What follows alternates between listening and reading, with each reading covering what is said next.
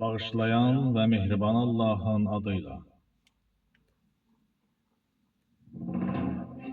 Ənuşirvan Ərcümənd, Məlihə Nikcümənd, Cəmşid Cahanzadə, Zəhra Səyidi Amanımı kesip, səbir kəsəm dol. idi.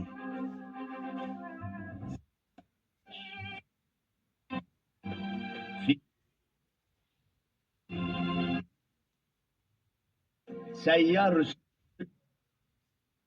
Humayun Fər. Her bir şey hakkın emriyledir. Allah'ın insan üzerinde kudreti semanın yeri əhatəsi kimidir. Cemaat, haqq olan Allah yaxşını pisə, pisi de yaxşıya çevirə bilər. İnsanın elədikləri onun öz əlində deyil. Heç neyi değişmək qüdrəti insanda yoktur.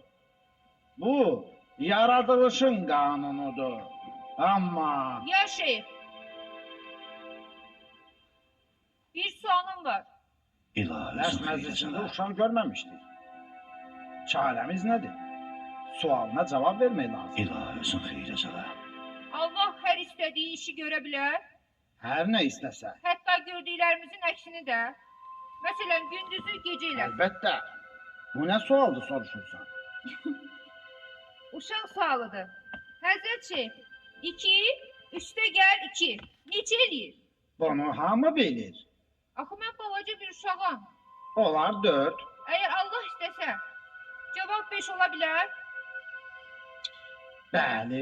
Onda müsəlmanı kafir, kafiri də müsəlman eləyə bilər. Elbette ki ay uşaq. Əgər hər şey onun əlindədirsə və bizim heç bir ixtiyarımız yoxdursa, abid və fasıq olmağımız onun əlindədirsə, onda siz nə üçün bura yığışmısınız? Dediyiniz bu sözlərin də heç bir mənası yoxdur. Yaxşısı budur, hamı öz evinə gedib bütün işlərini Allaha tapşırsın. Bunları hansı ağılsız, fasik, əxlaqsız adam sənə öyrədib, ha? Bizim ki ixtiyarımız yoxdur. Yəqin Allah özü. O uşağı tutub zəncirli. Onun bədəninə şeytan girir.